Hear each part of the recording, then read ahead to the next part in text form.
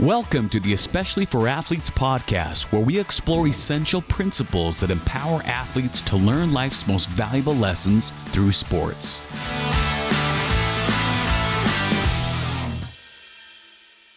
Hi, everybody. Thank you for joining us on the Especially for Athletes podcast. I'm Dustin Smith, here with Shad Martin as usual, and our special guest today wears a lot of hats, including the beanie that he's wearing right now. He's got his guitar rocker look going on right now. But Coach, I still think of you as Coach Tim LaComb. Coach, thanks for joining us.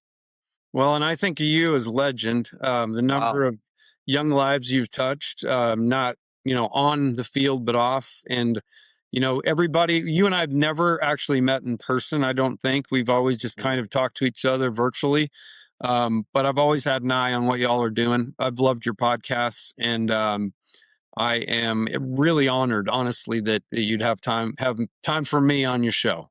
Well, Tim, I know Shad and I are both, we love basketball, and I love listening to you, your analysis of basketball, not just the X's and O's, but there's a lot of other layers to you. And the one I find most interesting, we're going to get into a little bit later in the podcast, is kind of what you've done, the last several years with what an interest and a hobby that's now turned into something you're very passionate about. And we're going to talk about that a little bit later, because I'm jealous of you. We had a long conversation on the phone about that. But everybody, Coach Tim LaComb coached with the University of Utah for a little bit.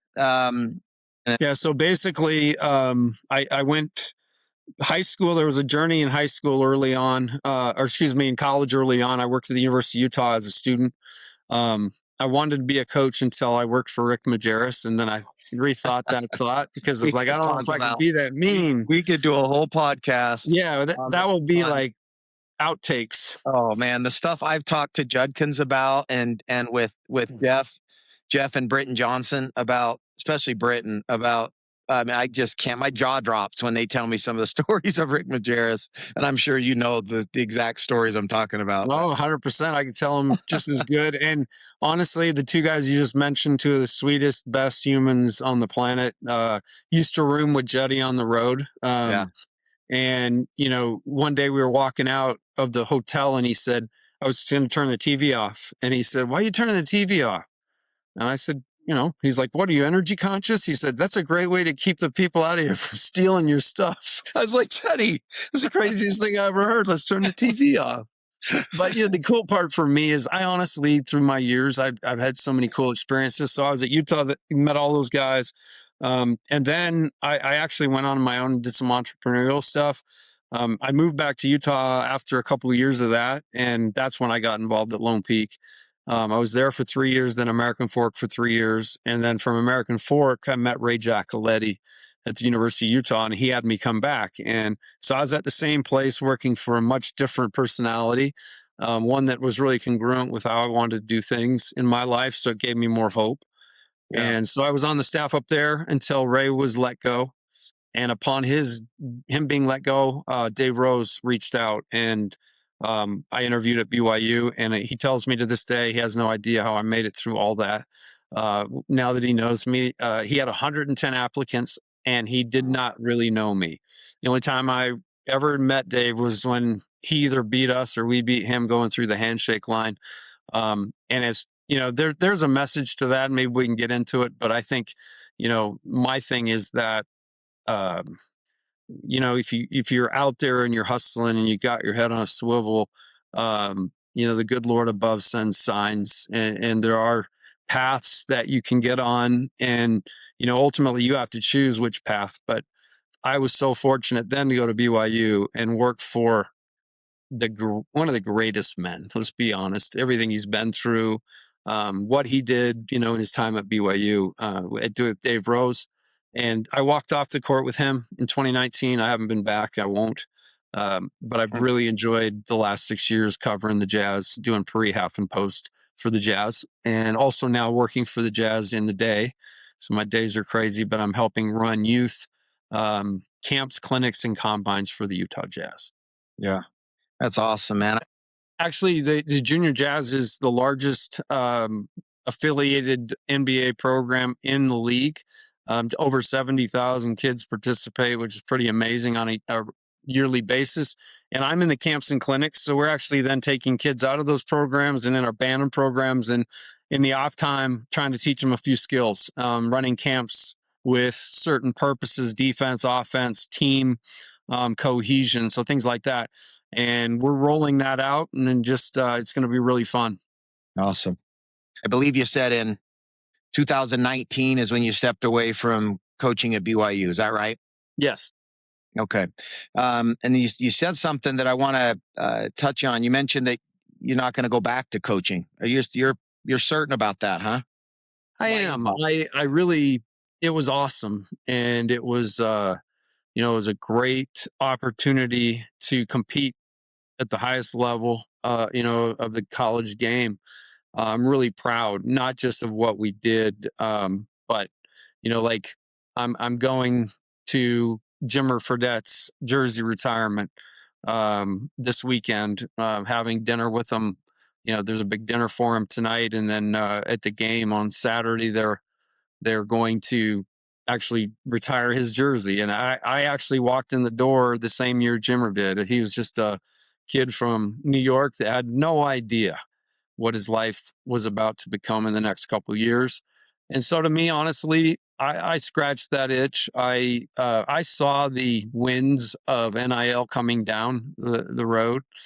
And, I think commercialization of youth sports is one of our biggest issues we got going. And it's only getting more so now, as guys are paying just the right to talk to kids in high school. And so it's, I saw that coming down the road, and why honestly, I love basketball, but my motto in my life is people are the secret sauce. And, it doesn't matter if I go to the local Maverick, one of the common phrases is to ask the person genuinely, how's your day today? You know? And so when when basketball moved away from the relationship part, it kind of lost me. Yeah, I appreciate you saying that, Tim, because that's definitely an issue that is barreling down like an avalanche right now on amateur and youth sports, and it's got its claws in its fingers, and its web. It's creeped into a lot of things already. But like you said, it's we're just unfortunately, I think, seeing the beginning of what is it's going to be to an end to a lot of youth sports. There's a lot of in the youth baseball world now. It's almost gone. Those days of playing with the guys in your neighborhood, and it's if you're not part of a club team or a travel team or a very competitive AAU team, if you're not training year round, if you don't have private trainers, if you're not doing the strength and speed and power training and all these things, sports psychologists, mental health, all the stuff now, and I think what used to be, well, we want them a chance to go to college and a dream of playing in college and all this. It's the money thing changes everything because and not just a little bit of money. What was a conversation when you got out, right? Or 10 years ago about, college kids they shouldn't have to only be able to survive on ramen noodles and crackers, right? Like you should have something, which everybody agreed with, right? Which everybody agreed with, and agreed with. Yep. Yeah, absolutely.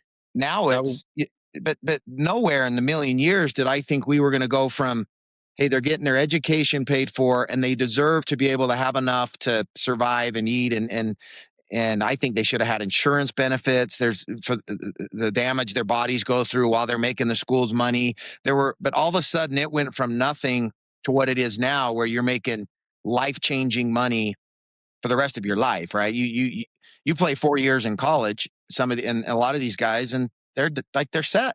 We're talking millions and millions and millions of dollars. And so I want to go back because I've had this conversation with Ty Detmer, and he and Jimmer Fredette are the two that I think we could be awesome to. I know they've been asked about this a million times, but you watch the Jimmer guy didn't get paid, made a lot of money for a lot of people. at BYU, would have made unbelievable amounts of money, him coming back to play that senior year. You imagine how much they would have been paying to get him to, because he was looking at the draft, right? He was looking at going out. So talk to us a little bit about Jimmer in particular, the process, the tension, how he managed that, the pressure that was on him. This was before social media was really a thing as well.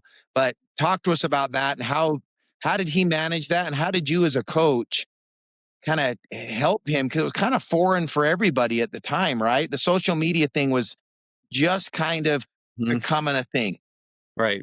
So to understand the Jimmer story, and I'll bring it all full circle, but you got to go all the way back to his recruitment. And the irony is, I was sitting in the office of the University of Utah, and the way I was able to get into college, because there wasn't a lot of money for what I was going to do.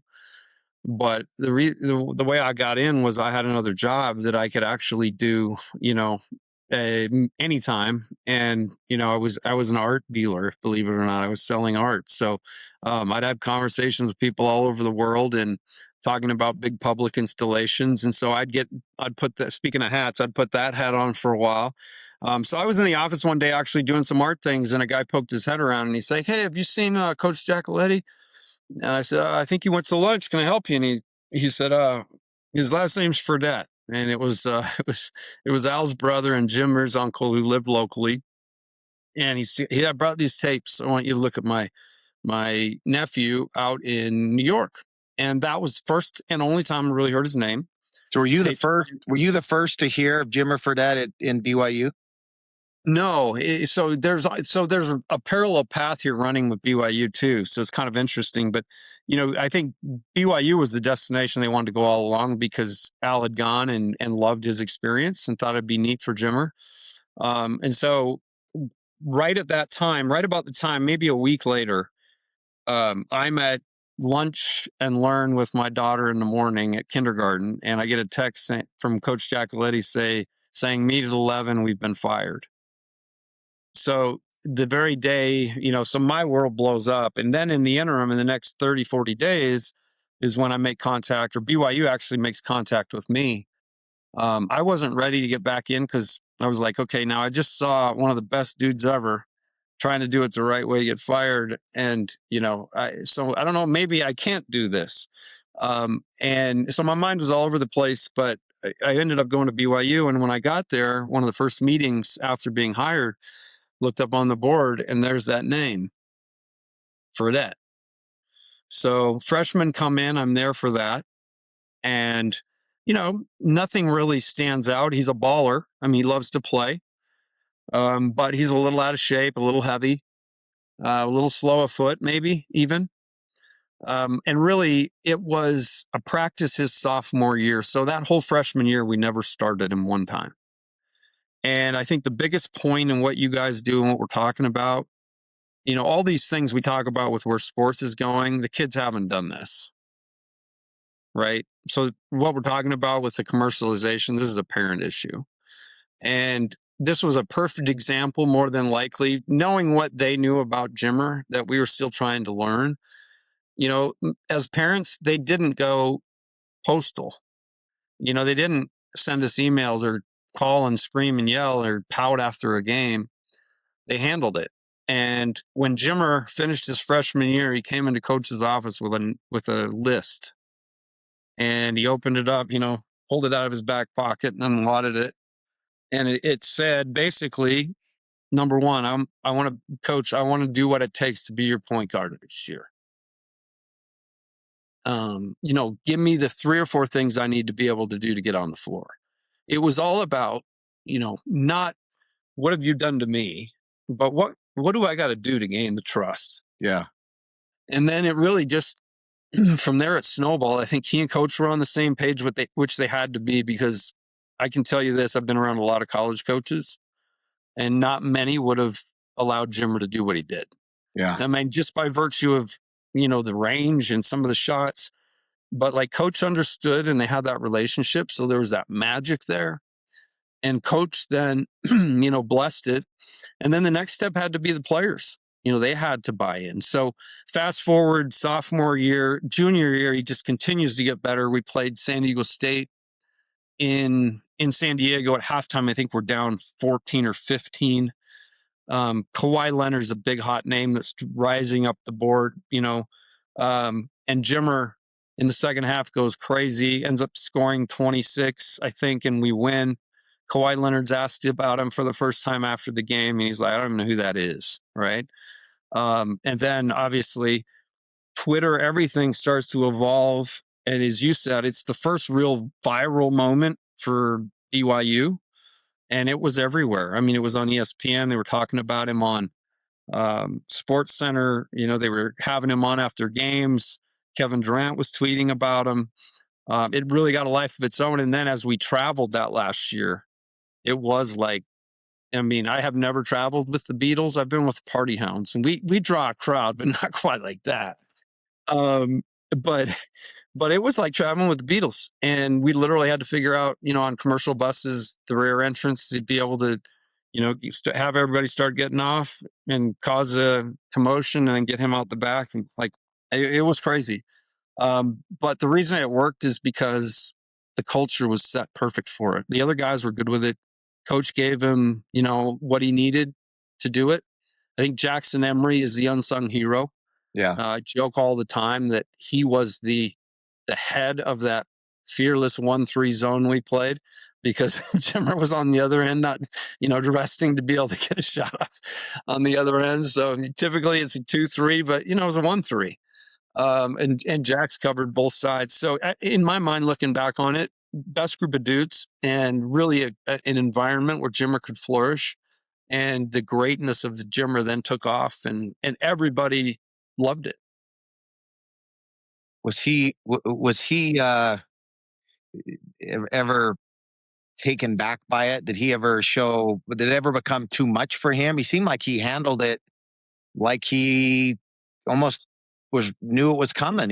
I never really saw, at least my memory of it was, you never really saw the deer in the headlights look when he started to get all that attention. No, in fact, it was almost as if, we had to be the ones saying, because he would, if there were 50 kids there, he'd sign 50 kids things, early on. If there were 75, he'd sign all 75. He's just that guy. But I think why he's able to perform in such pressure moments is he's so comfortable all the time in his own skin, so confident in what he can do. And so, he's given the opportunity, he goes and does it. But, the thing that through that whole senior year, the Sweet 16, the drama with, the end of the season. But the thing that stands out to me the most, and it's really when it hit me, how special this kid is. We played a game for him, and we played it back in Glens Falls, New York. And it was freezing cold out there. And we played Vermont. And we played in what looked like almost a miniature Boston Garden. I got to go in the old Boston Garden. I was a missionary in Boston, and so I got to go in it back in the day. And it reminded me of that, the way it was set up. It's on a smaller scale, and there just seemed to be so much history in the place. My job that year was to go out and I'd have 5 guys I'd warm up, and Jimmer was one of my guys, and he liked to get his work done early. So as he came out, as we walked out the tunnel together, this is an hour 45 before the game. When I tell you there was not a seat empty, and it was I get emotional. And then, excuse me, and then the national anthem, the people and the power. And then when they said his name, and you realized, this kid is loved, not because he's a hooper, but because he's who he is. And my wife and I went for a walk that day. The complete irony, there was this little Irish tavern. And it had all the Coors and Budweiser stuff in the windows. Hanging proudly from the tavern was a BYU flag. And that's when I was like, yeah, we can all come together on this one. Yeah. Sorry. No, geez, I haven't thought about that for a long time. Thank you, man. Gosh, Shad, that's like, how right in line is that with what we've been talking about the last couple months with the how if our world could function like a locker room would. You remember that post I did a while ago after the Charlie Kirk about how our sweat all smells the same and we all are tired and no one gives a rip if you're black or white or Christian or Muslim or atheist or Mexican or Caucasian. No one cares, right? It's just you're just playing a game that you love, and here you got a tavern. Those people in that crowd weren't all a bunch of LDS, members of the Church of Jesus Christ. They were just people who liked basketball and people who appreciated a humble young man who was finding his dreams. And man, why can't we do that? Why can't we do that as a society and just like take care of each other, man? And Shad, like you grew up, you were more of a BYU fan than I was. I've never been a diehard college fan, but I was a Jimmer Fredette, and Jackson Emery and I were neighbors for a lot of years. So I know Jackson well, but sorry about that. No, man. I'm just kidding. I'm joking. That was for Jackson. Jackson's the best. But Shad, tell me about your, you follow up on any questions you have for Tim, but tell me a little bit about your remembrance of that March Madness and Jimmer Fredette mania. It was awesome. I went to the games, so I was there for all of that. It was so funny because people knew I had season tickets, and I would get calls from cousins and from, hey, can I come down? I want to see Jimmer play. I don't care what team it is, kind of a thing. And it was amazing that people just wanted to witness what was going on. I haven't really seen anything like it until this year. This year, people are wanting to see AJ DeBonsta and that crew there. But it was really here's the thing that I love about that whole situation. A couple of things. Is Jimmer Fredette he has remained consistent. He seems like the same dude that was a freshman, and then when all that was blowing up, like I loved you sharing that if there were 75 kids there and you guys didn't control it, he's signing 75 autographs. And then right when he gets out, you start seeing these anti-bullying, he's like, hey, I have the spotlight. I want to do something with it. And then he did. And then the NBA didn't work out, which I have a bunch of questions about that. I am curious. Tim is more of an expert than like Dustin and I. Sometimes like why some guys work out, why some guys don't, especially the Jimmer Fredettes of the world. But I think probably my quick answer to that would be probably the same. There is talent, but then there's scheme, chemistry, and fit. And all of them play a factor. I mean, there's no doubt the guy could play at the level. I was really bummed that he ended up in the situation he ended up in because historically that has not been good for guys that, need to develop and have great resources. I mean, the Kings are not the place you want to go.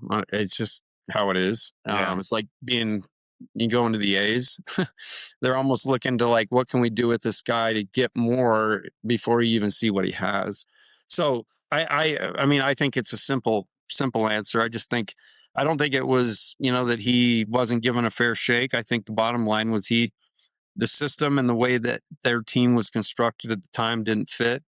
The coaching, again, it took Dave Rose to be able to say, I'll live with you missing a 40-footer. Which sometimes that can be really embarrassing. You can ask, Dustin, you go out there, you want your team to look like they're coached. You want there to be that cohesion all the time. And sometimes, particularly, you got a chucker on your team. But Jimmer was not a chucker. Jimmer he was a scorer, but he facilitated plenty too. But I just do believe that it was also the transition time in the NBA where they started talking about more positionless play and longer guys.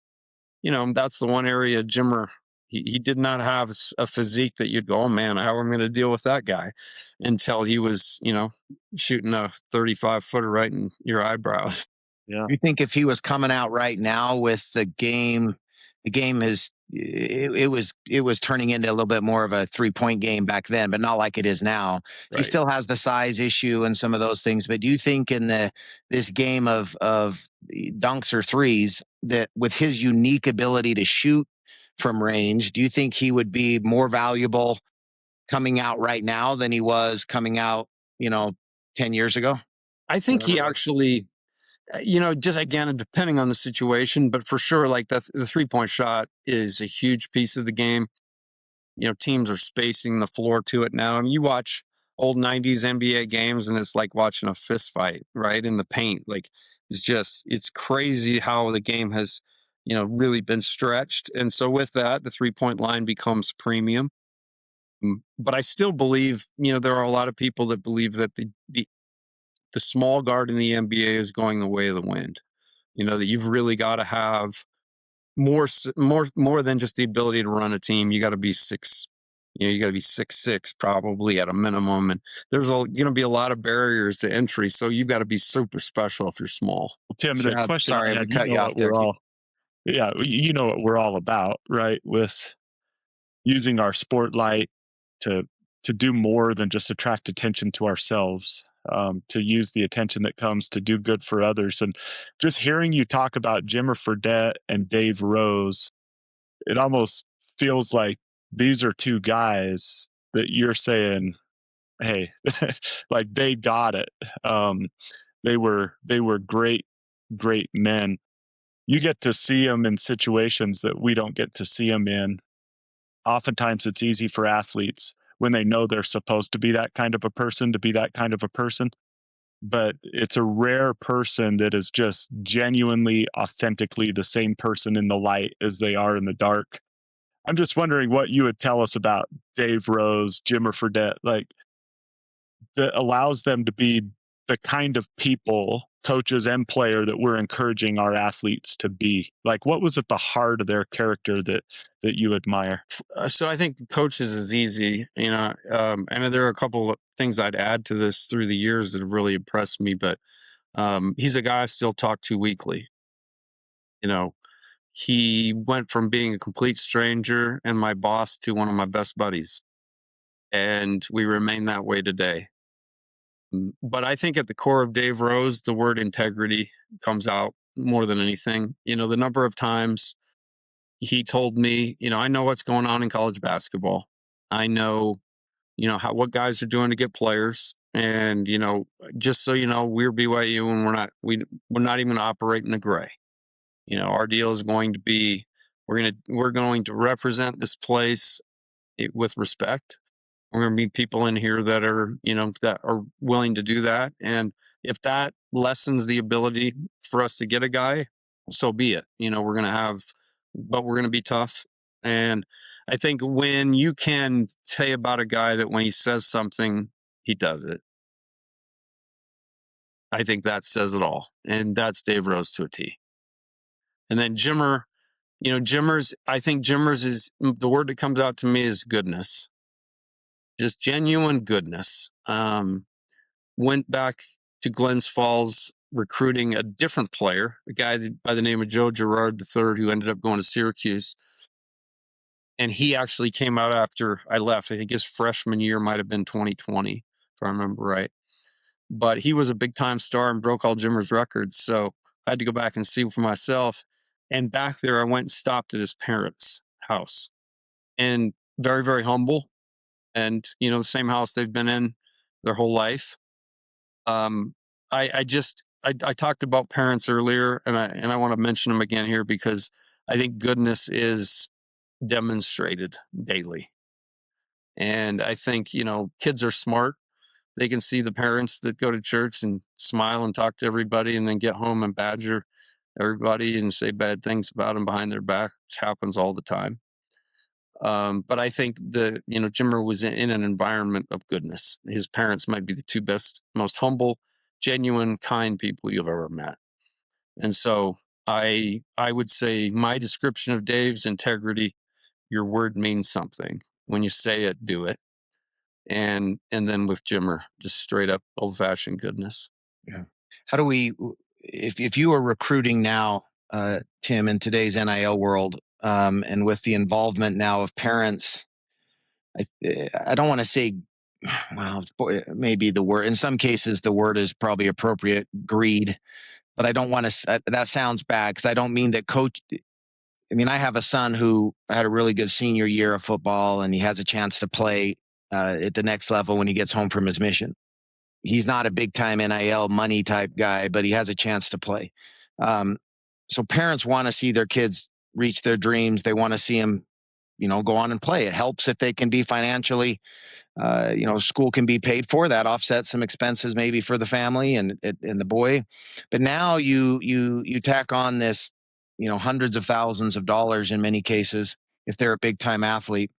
If you were recruiting now, what advice would you give parents? This might be a hard question to answer, but what advice would you give a parent of a young man or young woman who's going to be getting some attention and some money to make sure they still stay grounded and close to the original reasons why they love the game, and to keep them a good person, because we all know that money can change people really quick, and they're young and they're getting this money.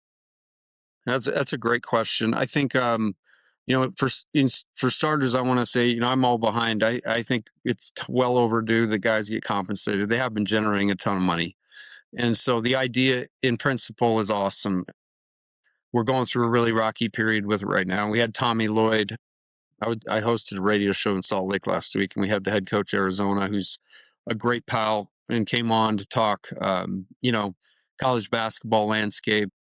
And, I expected him to have a little bit of a negative tone toward it all, having to deal with it. And he really helped me frame my point of reference, which is it's needed. But right now everybody's 100, they're 100 miles away from it because they're afraid to be the ones that actually have to enforce anything. And I think in time, when we can get it all right, it'd be great. But I don't think that should change much. I mean, you got to be smart and you got to protect your interests. But I just went through a house buying process, and I would almost do it like this. I put all the things that are really super important to you, as the player. What do you really want out of this? What do you need out of this? It was interesting because there were some guys that came through that really wanted certain things that others didn't care about. And so make that ledger almost and say, these are, I really want involvement with a head coach that I trust, and prioritize those things. Because the bottom line is you can get a bunch of money and get into the wrong situation and everything dies. Right. But if you're thoughtful about it, and you, as opposed to just looking at money and making that the be all end all, look at this as a launching pad, and where again was the best conducive place for me to be able to grow. And I get, again, to me, it all comes down to the people. It's people and it's process, but people are the secret sauce. So where you get that best vibe from the people, the most authentic, and that's hard to find. I'm going to clue you in on that. It's hard to find authenticity in college coaching. I'm just here to tell you. Yeah. So when you find it, latch onto it, and that would be my advice. Do you think that kids and parents probably fall into this as well? I want to think they do, so I'm going to answer that I think they do. But do you think that they prioritize relationship with a coach helping my son or helping my daughter, being that impact, that almost parental figure for them in college, and playing time over the money? Or do you think that we've passed the point where it's just about the money? For playing time, not coach, whatever, just if I can make an extra couple zeros at the end of this every year. You think the love of the game and the desire to want to have a coach impact you is still prominent over, or is a heavier determining factor than the money is? Or have we passed that? It's just the money.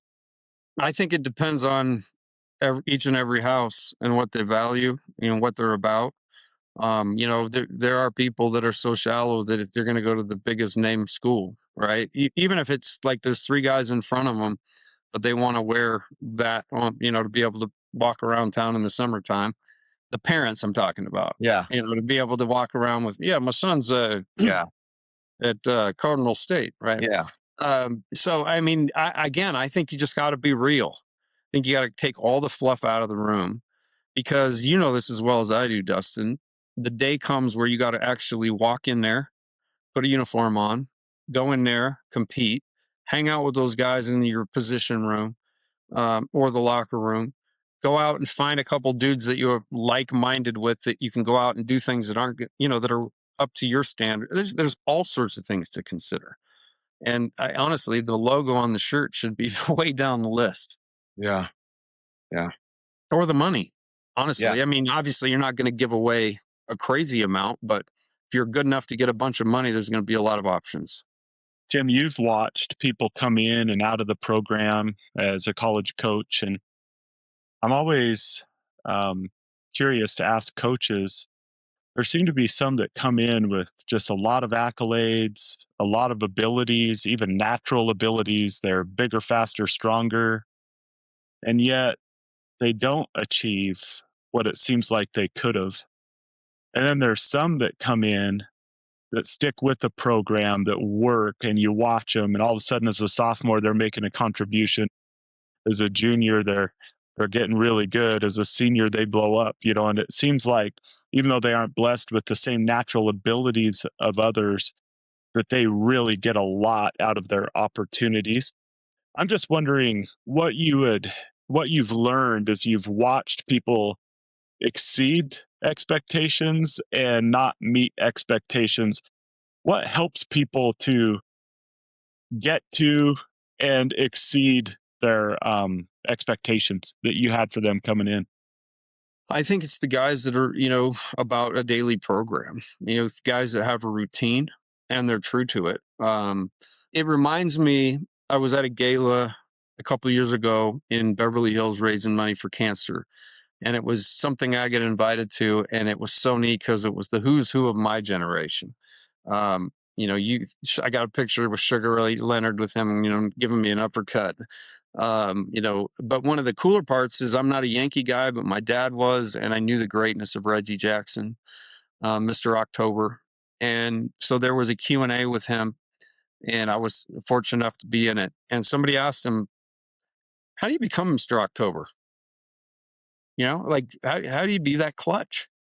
And he said, well, spring training starts April 1st. So March 15th is you start March 15th, getting yourself ready for April 1st. And then you get to April 1st and Skip gives you things you need to work on and a daily thing like, you're going to take 200 cuts or you're going to field 50 ground ball, whatever it is. And it's an objective sheet that he'd go down and click every day. And it said, take 2 or 3 bunts in your swings. And so he'd make sure and get all 3. A lot of guys, he'd just screw around with one but he'd get all 3. And he said, the way I became Mr. October is by being Mr. Every Day.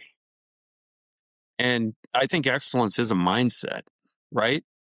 It's raising above just kind of the malaise of life and saying, no, I'm actually going to bone my neck today and I'm going to do things right. I'm going to be pleasant. I'm going to have a good attitude. I'm going to be grateful.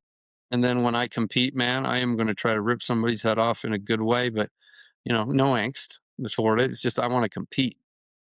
And to me, I do think it sounds simplistic, but the people I know in my life who have had great success, they have a daily program. And I just think it's a way to always work on stuff, to master things, to take a next step, get a little bit better, but to always be working at it. I think that's a short answer how I feel. Dustin, that's a cool concept. The way you become Mr. October is becoming Mr. Every Day. Yeah. Right. And you were probably reminded, Dustin, of George Niang during that answer. Yeah. Right. We talked about this a little bit in the pre-show, but the turning point in George Niang's career is when he saw that Steph Curry, Draymond Green, Klay Thompson, Kevin Durant all had a daily routine and he did not. And he said, spending that one little summer there with them, didn't even play with them, but spend the summer with them. And he thought, I don't have a routine. And I think that's a great question for anyone listening to this is, what do you want to accomplish? And what's the intentional daily routine that's going to help you accomplish that? And if you don't have one, it seems like everybody who's excelled that we've had on this podcast has had a daily routine that could be adjusted, improved, and refined. But if you don't have a daily routine that's pointed toward your goals, you're living a life by, how did Justin Sua say it? By design, by default, not by design.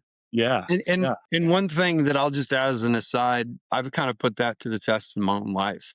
I'm 55. I'm not getting any younger. I'm a grandfather of 3, and I think sometimes we talk ourselves into the fact that, oh, that's too hard. I can't do that. No, or you get into that mode where, no, that's not me. I don't do that. Right. I always wanted to play the guitar. I've been in a band since I was 16, and I was just the front man, lead singer, kept the crowd entertained, funny quips and, great moves. Right. But we still to this day play. In fact, we're playing the BYU Notre Dame this year out in front of the stadium. We just signed the deal. So, oh, really? Yeah. So everybody will be able to see the Party Hounds in action. Awesome. But we want backstage passes, Tim. Yeah. Oh, dude, you're a roadie, dude. You may be on stage singing with me. I know you can sing, and by then you'll be playing the guitar. Okay. Sweet. So I mean, I literally thought you had to be a sorcerer or a wizard to play the guitar, because in my mind, I have always idolized guys like Eddie Van Halen, and I'm like, man, I could never do that. Well, you're right. If you don't ever try, you could never do that. And so, I went and got a guitar at the pawn shop. I had no idea what it did. I didn't know how to tune the strings to the right. But I have been on about a 5-7 year journey teaching myself how to play the guitar, and I've had to use skills I didn't have, my dexterity in my hands, and figuring out as you refine the right amount of pressure to put on to get your desired sound. But over a 5-6 year period, I've learned to play. I can play along with some of the greats, which is really fun. And so I put that to practice in my own. There's not many days I don't play. Even if I get home, I'd say, hey, babe, I got to go play for a half an hour. But there'll be some days that are really hard work day, and I'll work 6 down there. So I don't think there's a cheat code to success. I think it's planned. Yeah. It's consistency. And like we say, almost seems like every podcast, Shad, embracing the boredom of consistency. I just talked to some kids at high school yesterday I used the example of Steph Curry. And I said, guys, I promise you that at every practice Steph Curry's ever been at, including the one he'll have today, he will shoot the same free throws that he shot when he was a 6th grader from the same location. He'll try to have it do the same thing. He'll do the same drills. He'll work on the same 15-footer that he worked on when he was 10 years old. Until he makes every single one of them in every single game he ever plays in, he'll keep working on it, because that's the goal, is to be perfect. And since we're not likely to reach that, it's not coming up with new, fancy, difficult things to do. It's doing the same things over and over and over again until it just becomes muscle memory, and you can play along with your favorite song and not have to stress about it. Right. Yeah. And then those things that look so scary and hard from the very beginning, when you're like, how does he do that? You're starting to make sense of, oh, okay, so I just need to learn how to make that transition a little faster. So you can, so that, again, in the process, new discoveries, new understanding, new knowledge, is no different than our life journey, really, if you're open to it. So many people stop in the messiness of learning something, and they think they aren't natural. We have kids out on missions right now, and I have one in the Philippines, and that first couple of months learning Tagalog, I can't imagine. About how so much respect.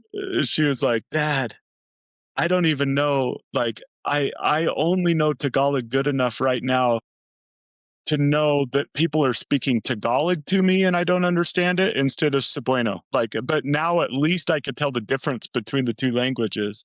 And now you get to the end, and she dreams in Tagalog, and she sometimes is searching for English words on the phone. And I just feel like there's a messiness. There's like simplicity, complexity, and simplicity, right? And you've heard that the greatest place to be is on the simplicity that exists on the other side of complexity. But so many people settle for a simple life, and the simple on the other side of complexity of learning the guitar, the freedom for example, Tim, this sounds so dumb, but to be at a family event around a fire and to be able to grab the guitar and to bring life and love and music to that moment, like that's the simplicity on the other side of the complexity of learning the guitar, and I just feel like so many, me included, right, that sometimes we settle for simple lives that require not a lot out of us. And if we could work through the complexity and messiness of learning something new or developing a new skill or enhancing one we already have, the simplicity on the other side is always worth it. And that guitar analogy is a really cool way to think about that. I wish right now, and I know what you're going to say to me in return, right? Can. That I could grab a guitar and I could just go up and hang out and play some songs around my fire pit in the backyard with my family. I can't do that.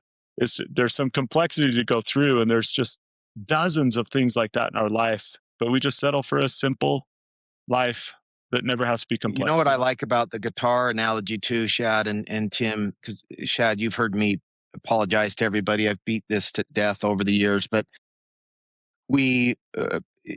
that's why I like the sport golf as well, is that in golf, and same thing with playing the guitar, is that if you miss a shot, or you miss a chord, or it's no one else's fault, right? Like you can't say, well, he dropped the pass, or I made the perfect pass and he missed the shot, right? Or we lost the game.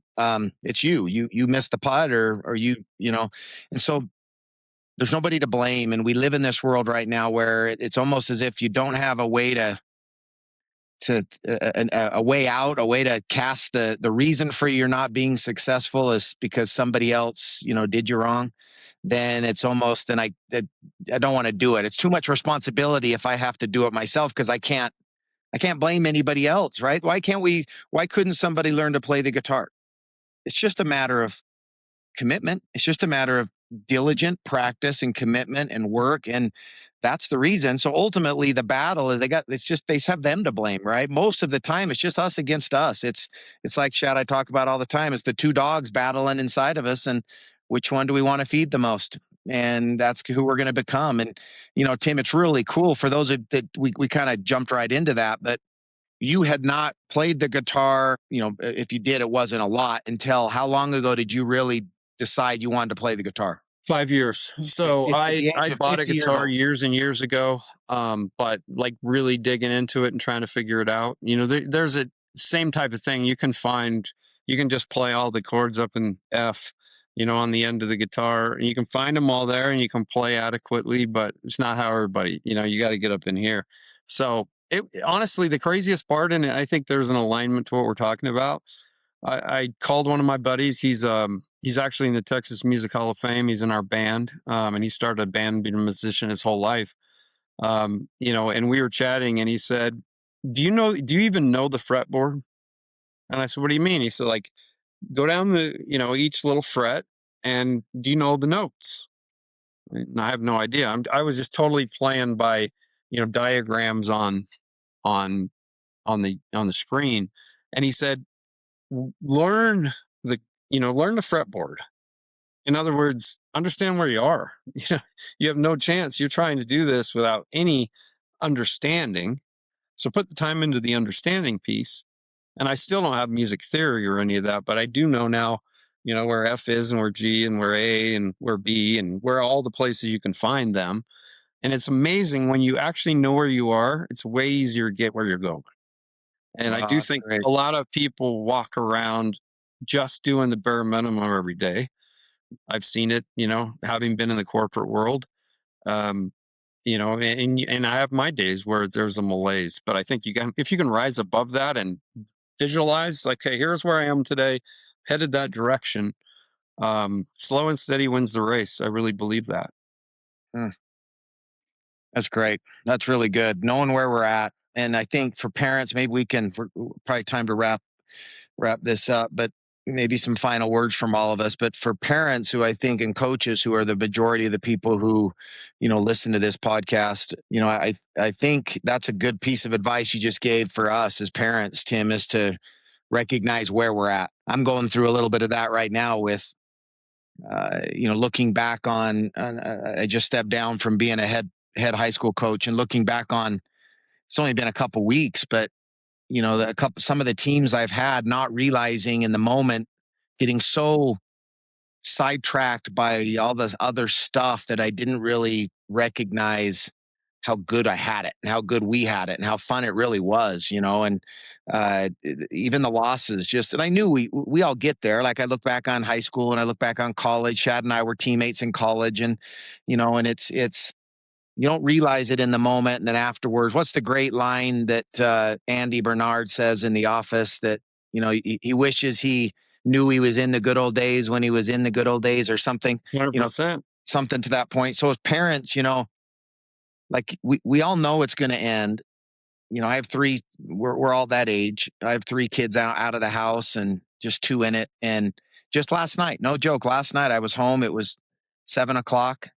Got home. My wife was on the couch, and she was reading something. And I said, "Where's everybody?" And I said, "Do you remember when we used to have 5 kids in our house? Like, no one's here. It's just us. Like, this, has that ever happened?" And I realized, like, oh my gosh, like, I want that back, right? Like, I wanted that back. And I want to have the conversation with my son after a bad game or a good game. Just want to have the conversation with him, And so my advice to parents would be, first, remember it's about them. And remember that we just did a post on our Instagram page about this, about the power of parents just showing up, just being there.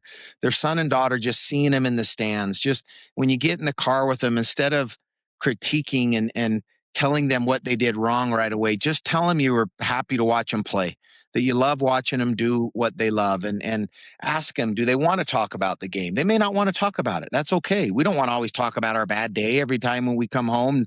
A friend calls us. Sometimes we just don't want. We're not ready to talk about it yet. Most of the time, I don't think our kids want us to tell them what they did wrong in the game. They want to just have mom or dad say, "Do you have a good time? I loved watching you play. If you want to talk about anything, let me know. And then, where do you want to go get an ice cream, or where do you want to go eat, or what do you got going on the rest of the day?" And we as parents have to remember, this will be my final thing. We are not looking at their experiences. Name the age: 8th, 9th, 10th grade, high school, college. We cannot look at their situation and say that because we were also at one point 7th, 8th, 9th graders, high school athletes, whatever, that we understand what they're going through, because it is apples and oranges. 2026 is a lot different than 1996 or 86 was. We don't quite understand it because we don't know what their life's like nowadays with social media and with phones and with all the other stuff. The internet has changed everything. So before we jump in too much to, well, this is how you should do it, and I know the answer, and we have to back away and understand that these kids they're kind of trailblazing new ground right now, and we are too as parents, and we have to get help from each other. We have to find podcasts like this to where we can discuss stuff and talk to people about how did they do it and how did you handle it with your daughter, because it's just different. Kids are going through so many different things now. A college athlete now, the stuff they're dealing with is nothing like what we dealt with now when you talk about the money and the transferring and all the stuff. So anyway, Tim, I think what you just said there to end is going to be my final kind of staple, was be aware of where you're at. A lot easier to know where you're going if you have an understanding of where you're at. So I appreciate that comment. Shad, I'll let you say anything. Then Tim, any final words that you might have? Actually, my thoughts went the same direction, Dustin. That was a really profound object lesson with the frets. I was speaking to the Utah Blaze this week, and they have they're the dance team down at Utah Tech, and they're getting ready for nationals. And they had this theme that they asked me to speak on: believe to become. And I was talking about becoming. I kind of leaned into that word a little bit more. And one of the things that really hit me is, if we really want to know where we are, we need to go to someone who loves us, and we need to ask them questions and be humble and be responsive instead of defensive. Because I think that we all have some blind spots. Parents have blind spots. Like, to sit down with a kid and to say, I want to be a supportive dad or mom, I know sometimes I act a certain way at games that maybe I shouldn't, or whatever it might. I know maybe I push you harder than you might want. Can you tell me from your perspective, how am I doing as a mom or a dad? How am I doing as a coach? How am I doing in life? And then instead of being defensive, be humble and responsive instead of prideful and defensive. And if we will be humble and responsive instead of prideful and defensive, then we'll know where we're truly at in life. And we won't be like the emperor with no clothes on, right? Who's walking around thinking we're something that we're not, when everyone around us can see something in us. And I hope we all have people in our lives, spouses, children, brothers, sisters, that we could go to and say, hey, what am I? Where am I? Like, tell me where I'm at. And of course, we're men of faith here. We could go to God and ask that same question. And once we know where we're at, and then decide where we want to be, we can get there. We have so much help to get there if we will make the decision, get out of our comfort zone, go through the complexity that Tim talked about with the guitar. We could get where we want to get as fathers, as coaches, as mothers and friends, athletes, musicians, whatever it might be. Usually the difference between where we truly are and where we want to be is effort and sacrifice. And if we're willing to do it, we could get there. And that's what I'm taking, Tim, from what you've shared. So thanks. I hope everyone has had as inspiring of a conversation as we've had with you, Tim. It's been super, super wonderful for me. So thank you so much. Thank you. I would love Thank to you hear both. what's on your mind. Thank you both for so much for having me on. Honestly, I don't see myself anything other than just one of the guys. I really appreciate both of your authenticity. And that's a really important word to me as I get older. I have no time for drama. I don't have any time for games. I don't have time for people that don't want to be real. And so I think that's what I'd leave it with is, be who you are, and have confidence to be who you are. If you aren't who you want to be, make some modifications. But I think at the end of the day, this life journey is an opportunity to every single day go out and learn something new about this place or ourselves. And I think if we lead with gratitude, it's way easier to be receptive, as you talked about, Shad, and humble.